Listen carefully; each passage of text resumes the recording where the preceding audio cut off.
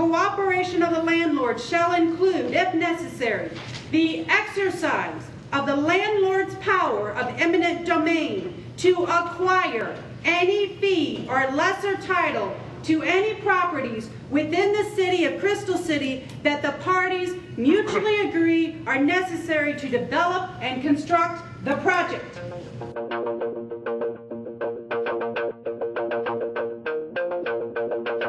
The collateral used for the herein mentioned loan amount includes all inventory, equipment, furniture, accounts, rents, leases, whether now existing or hereinafter arising, whether now owned or hereinafter acquired. In other words, the moment you and Mr. Kennedy sign the lease agreement, the lease and everything it contains becomes a property of this one creditor, Min Metals, the largest minerals exporter and importer in China.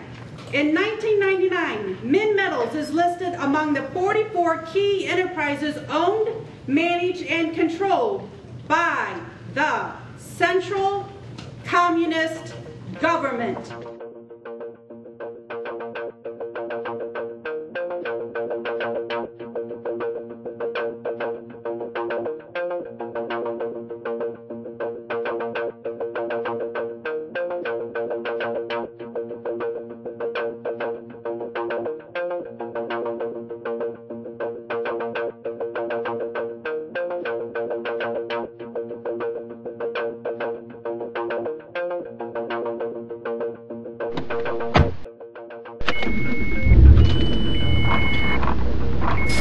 There's one here for Crown Classics and one here for Best Seller.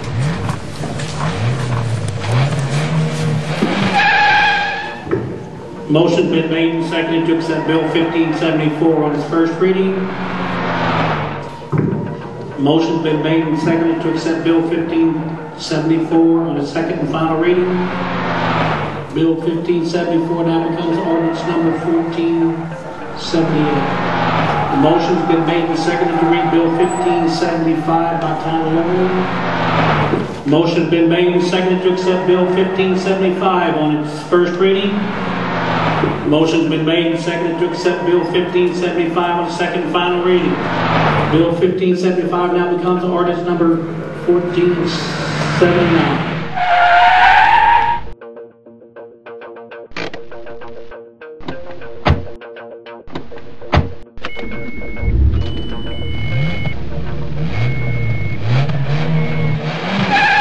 I'll entertain a motion to adjourn. Second. All in favor? Opposed? Hearing none, motion carried. We are adjourned. What about guests to speak? Does anybody have anything to say? Can we do that, please? Adjourn, man.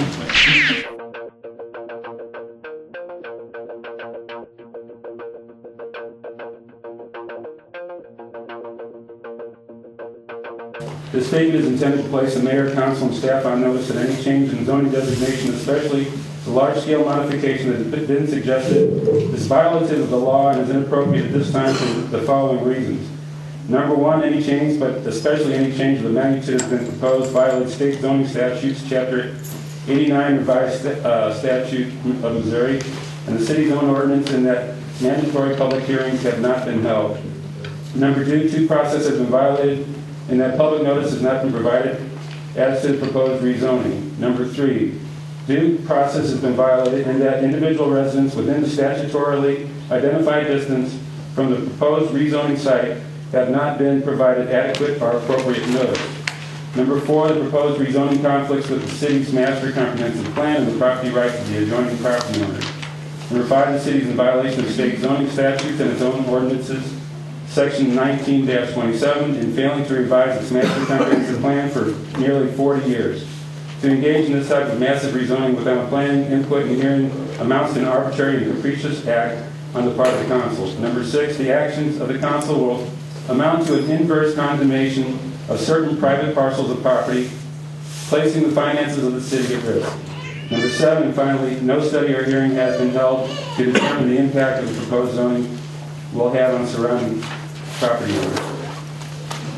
And you can comment on that if you'd like. No, I'd rather not, thank you. Just to give you an idea of some of the things that we're fighting them on, basically they violated a bunch of due processes. One of the most blatant ones is that adjacent property owners, I think Peggy mentioned it's anyone with within 185 feet of the rezoned property has to be notified in writing that that is happening. And are there any residents here? Jean? You didn't get a letter? No. Didn't get a letter. All right.